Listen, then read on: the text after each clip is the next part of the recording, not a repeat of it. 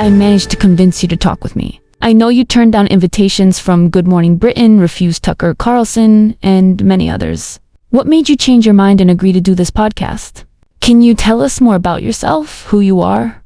We know your name is Eric and that you test British food.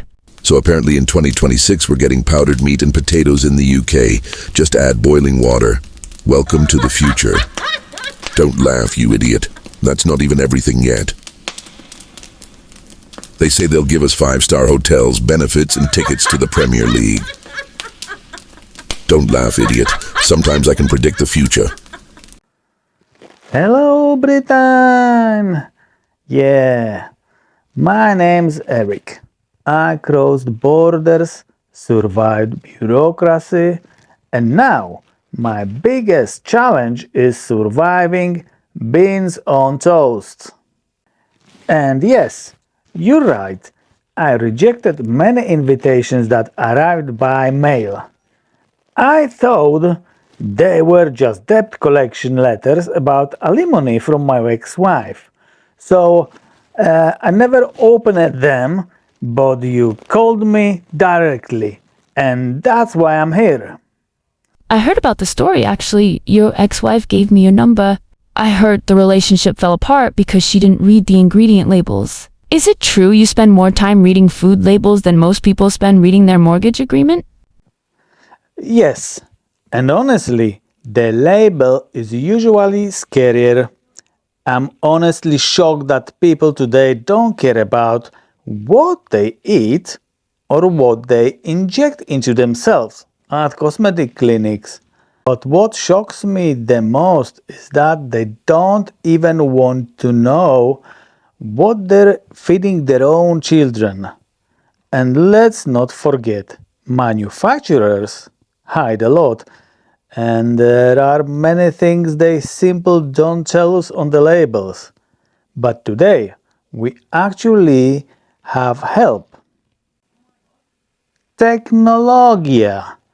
You can just take a photo of the label and ask ChatGPT to explain everything the producer doesn't want you to notice.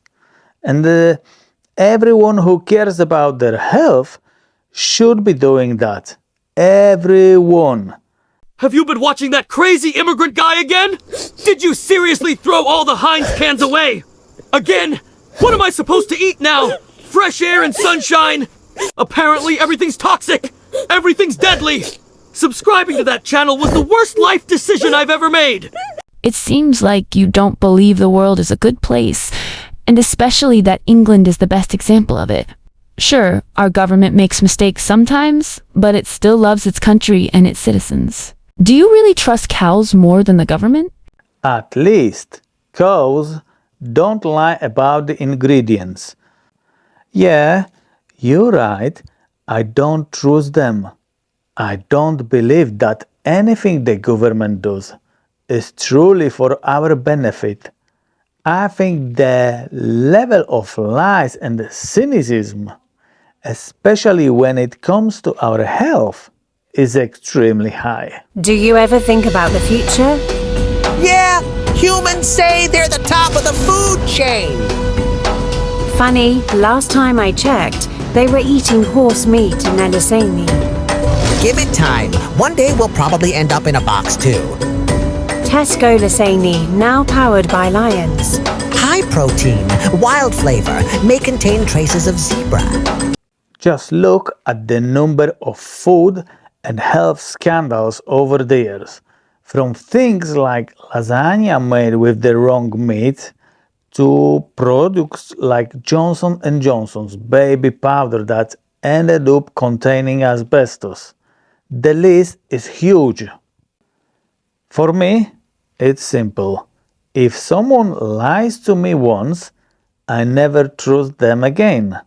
That's it. And it's interesting, because many British people don't seem to think that way, and maybe that's why there are still so many lies we're being told.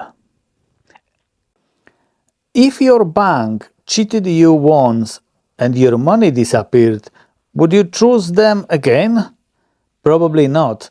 So, why do we keep trusting corporations or institutions with our health? It's one of the most fascinating sociological things in this country that I still can't understand.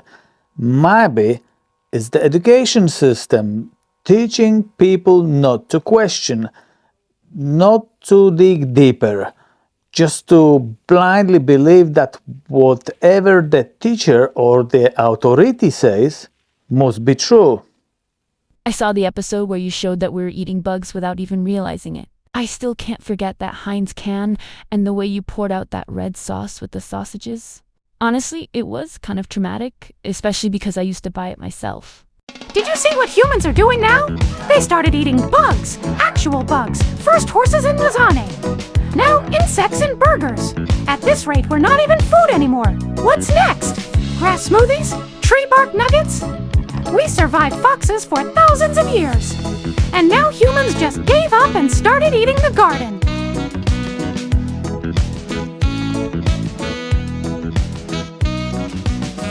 What came first? Your obsession with ingredients or your trauma from British sausages? One bite of a British sausage, and my villain origin story began. But it's not an obsession, it's more like a survival instinct, something natural, something every animal has when it wants to protect itself and its family. Because the stronger and healthier you are, the safer your family is. It's that simple. I watch what's happening to kids, what they drink, what they eat, what they smoke, how young they are when they start getting sick. And when you watch my food tests, you will understand. It's not obsession, it's more like a mission. Maybe I'm naive, but when I see a baby in a stroller next to a shopping trolley full of ultra processed chemical products, I wouldn't even touch. It honestly breaks my heart. That child never even got a choice. And that's what hurts me most. The kids, they deserve better. You seem really aware of what's going on around us and where we're heading as a civilization. I hope your videos help change that course and inspire people to turn the other way. Dear Mr. Evie, thank you for your videos. Since my family started watching them, everything has changed. We stopped buying junk food and we began eating real, healthy meals together. My mom says you should become the Minister of Health, and my dad once said something funny. He said that maybe 1 in a million immigrants actually brings something good to this country, and that you might be that one. Please make more food tests for us, especially for kids like me. And please teach parents how to live healthier and simpler lives. Thank you for helping our family.com. Best wishes, a young viewer. Maybe let's switch to a lighter topic now. If you were locked overnight in Tesco, would you survive on raw meat and butter? Survive? I'd open a restaurant.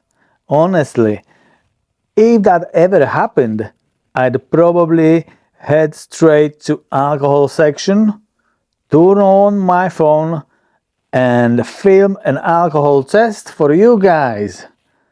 Seriously, if I could. Unfortunately, it's complicated, and the algorithm doesn't really like that kind of content. But I'd love to make an episode like that, because the difference between traditional, simple alcohol and the modern ones full of sugar and chemicals is huge.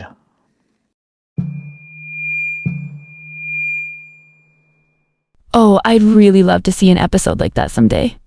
In your videos, you show this alternative world where you can eat healthy, genuinely tasty food for pennies.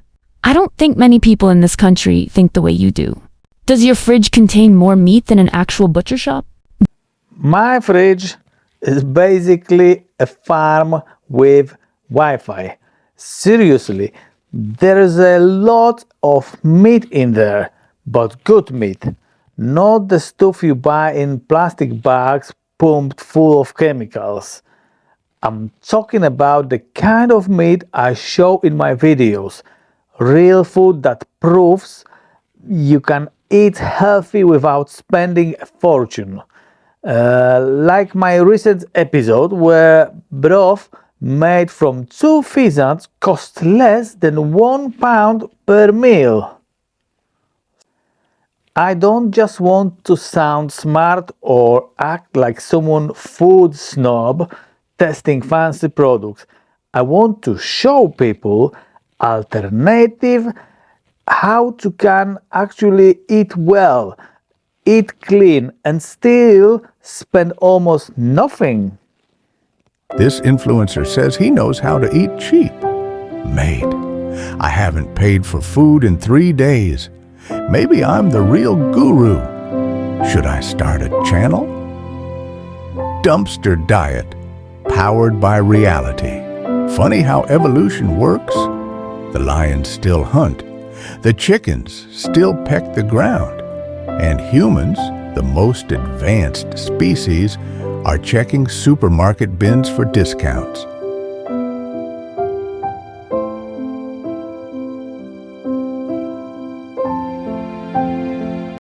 And what about feeding animals? I've seen that in some of your tests, you include your dog, and he won't even touch the kind of food we normally serve to our kids. I feel like we should trust animals' instincts, but what you're showing is pretty controversial.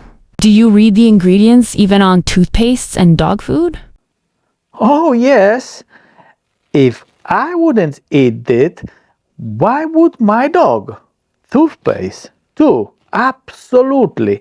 I've always looked for fluoride-free options. Years ago, our friends looked at us like we were crazy when we said fluoride might affect health and children's development.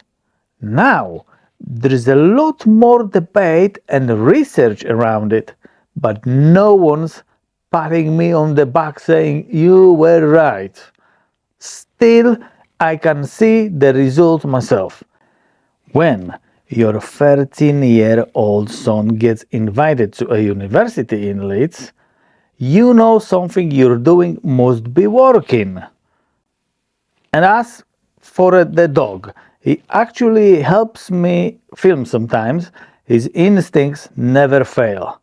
He's never touched supermarket food, not even the milk. He chooses raw milk every time. Honestly, I feed him mostly raw meat, the way nature designed him to eat. All these powders and processed pet foods are for people who basically live at the vet's office and know their vet better than their car mechanic. I'm not eating anything until you read the label. See if Eric has talked about pet food on YouTube.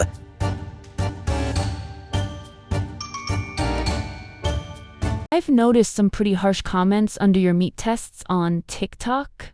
Sometimes you do offend people with what you say, but at the same time, most people seem to love how honest and unapologetic you are. I feel like we really lack that kind of blunt honesty in this country. How do your friends respond to you after watching your tests? Bloody Polish idiot! Who the hell does he think he is to tell people what's healthy? Fuck!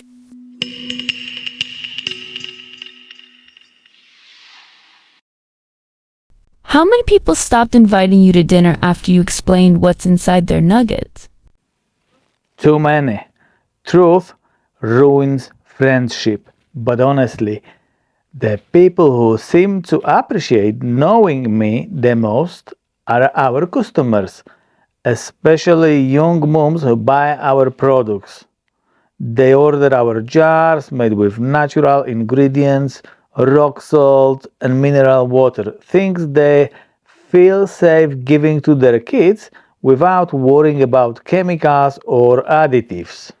Many of them message me later sending photos or little videos of their kids happily eating, like smoked sausage fried in lard or our natural jams. And you can see how happy those children are. That's actually what my wife and I love the most, having direct contact with our customers, not being some faceless brand, but real people talking to real families.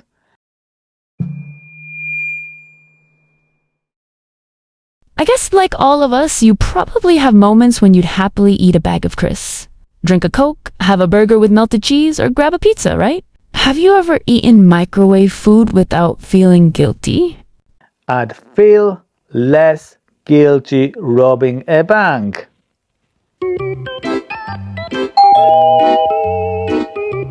Who is it? Hi Eric, your regular Friday delivery as always. Coca-Cola, crisps, McDonald's, microwave popcorn, Tesco instant mash. Oh, and apparently men's thongs and high heels from Ann Summers. 1 minute, I'm coming. Let's talk about children. I'm guessing your kids don't eat what their friends eat.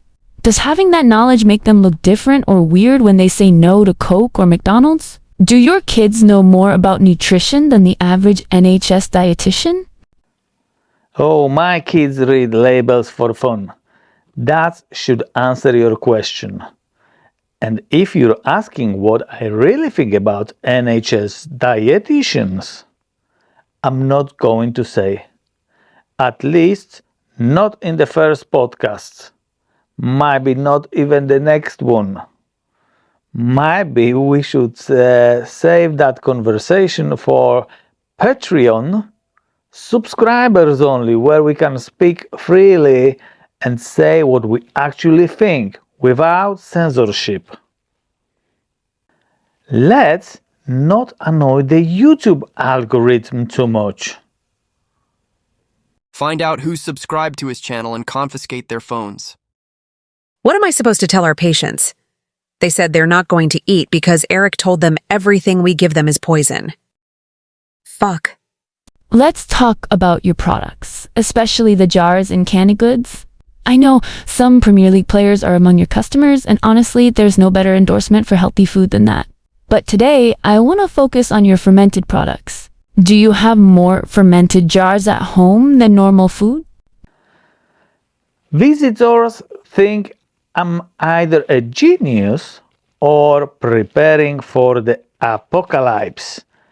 Will it come? I think the real question isn't if, it's when. And that's why I believe everyone should have some kind of backup plan, some basic security at home. Nothing crazy, just common sense. You're quite critical of processed food, what supermarkets sell us, and what schools feed our children. You often say we've forgotten what real food actually tastes like and that our kids may never experience it. What scares you more, fast food or school lunches? School lunches. That's where dreams and immune systems go to die. Seriously, you don't even know what they're feeding kids in there. I once tried to find out exactly what products and additives they use. No chance. No clear answers, no transparency. And remember, many schools or academies are basically private companies. So they operate like businesses, which usually means they don't feed your kids well. They feed them cheaply. And when I say cheaply, I don't mean cheap for you. I mean cheap for them. so they can maximize profit at your kids' expense. And if they were actually serving high quality food, well, from a business point of view, they'd probably get in trouble for not cutting cost enough. Yeah? So don't worry, they're definitely running it like a proper business. That's why I always say, maybe just make a lunchbox, a sandwich with good bread, a piece of real meat, an apple, and water. Simple, real food. It's definitely a lack of collagen from real food. But well, age too. You're already 20. You really have to start taking care of yourself at that age. And stop eating beans from cans. Start eating real, healthy food.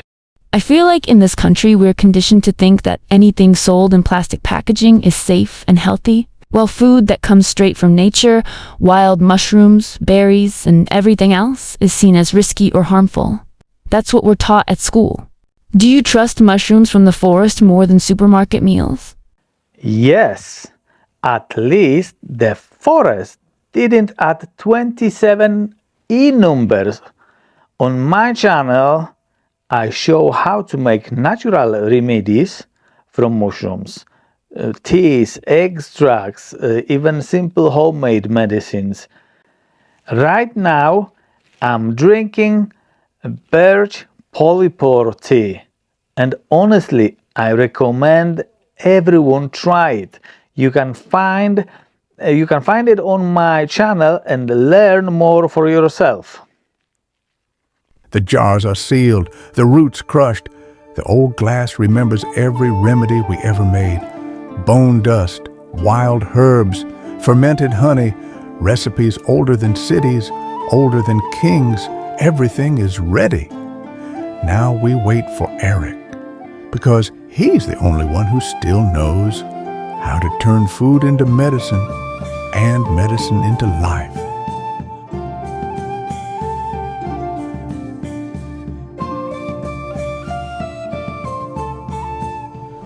Coming! Just give me a sec, nature calls. I think many people are probably wondering how expensive this lifestyle actually is. It's easy to assume it's simple to talk about healthy living when you've got the money for it. So I'll ask you straight. Your last episode really made me think, and I'm seriously considering stopping ordering takeaway. 50 pounds on steak or 50 pounds on takeaway? Is that even a real question for you? Steak! Always! Takeaway is just regret in a box. Honestly, I'm not planning to test takeaway food, although I'm not saying never. But if I did, the first thing I'd expose is the massive use of monosodium glutamate, which is MSG, a flavor enhancer dumped into everything. The more they add, the tastier it feels. Additive, unnatural, and completely uncontrolled. More flavor? Sure. Healthier? Absolutely not. So, how can you honestly judge the taste of restaurants? Restaurant food when your brain is being chemically manipulated. That's not cooking. That's food engineering. For me, the answer is simple. Cheaper, better, and definitely healthier. Buy a steak and cook it yourself. Real food doesn't need tricks. I feel like we live in times when not many people truly understand what they're eating. It's much easier to make simple content and just follow the crowd. I also get the impression that your videos are being pushed down because they don't match the mainstream narrative we're constantly told. Is there anything we can do to support you in this mission? Do you think the YouTube algorithm is scared of your food tests? If truth was profitable, I'd be viral already. I know what I'm saying doesn't always match the mainstream narrative. That's why I'm continuing on you, the viewers, your support, your comments, your follows, your likes. Share this video with at least one person, just one. That alone really helps me more than you think. Because honestly, sometimes it's hard. Sometimes I lose faith and wonder if this project will even work. But knowing there are people out there who care, that keeps me going. Considering we live in an era where people need testosterone supplements, it almost feels silly asking a 50-year-old man this question. Yet some viewers still get upset just because of the language you use in your food tests. How often do people tell you you're overreacting? Usually, right before they microwave plastic cheese. Overreacting? What do you mean, overreacting? What kind of question is that? If you don't like it, we can stop this interview right now.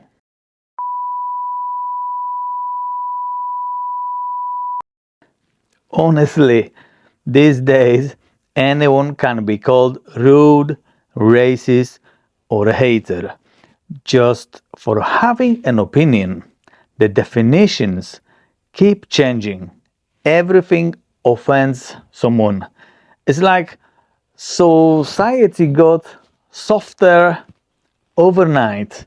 A 20-year-old today has what 30% of the testosterone a 20-year-old had back in the 80s. Didn't you like Eric's video again? You idiot! Man up, don't cry like a woman!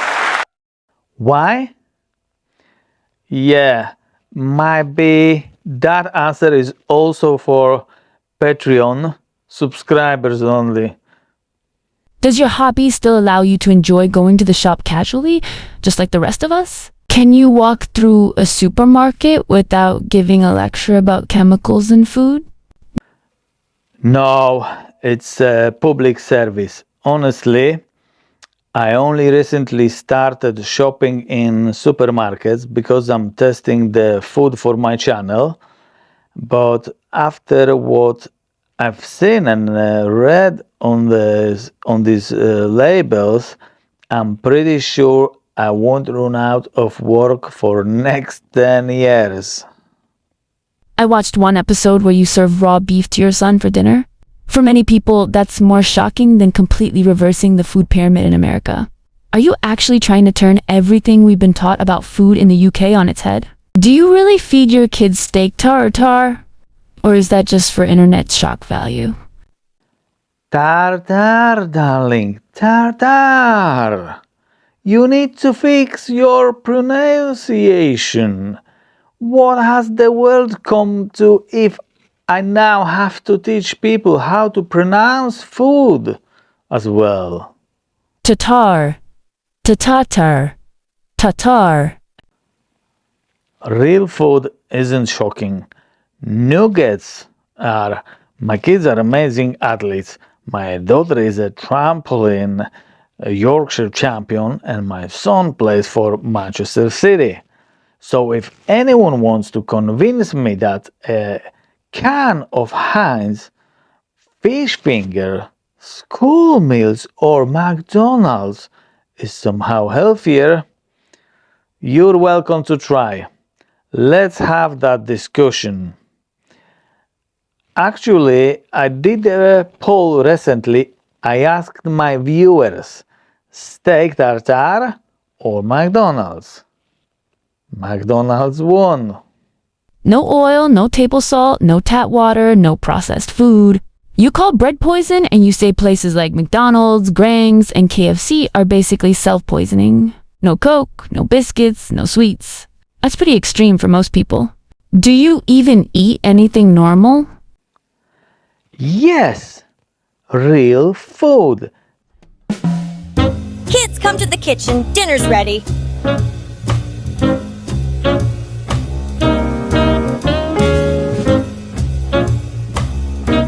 The weird stuff is what everyone else eats.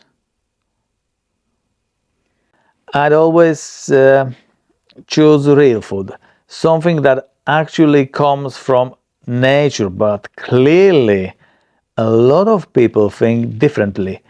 That's just the world we live in now. These days, you've got 20-year-olds who can't even hold a knife and fork properly, trying to lecture everyone else about what's healthy. I think everyone should have at least one conspiracy theorist friend. Not to believe everything they say, just to question everything you buy. So, are you a food tester or a food conspiracy theorist? Neither. I just read the label. That's already revolutionary. These days, people look at you like you're some kind of weirdo just because you don't share their opinion, eat differently, or think differently. I really enjoyed our conversation today, and I hope you will come back as my guest more often. I'd love to invite you to join me for a weekly podcast, because I truly believe a lot of people will open their eyes after hearing what you shared here. I think not just me, but our viewers too. Can't wait for the next episode, for another dose of common sense in a world where food comes in powder form. We're impressed by anything, and we've forgotten the simple truths our wonderful guest today, Eric, reminded us of. Did you watch the latest podcast? Do you think Eric is basically interviewing himself? Probably.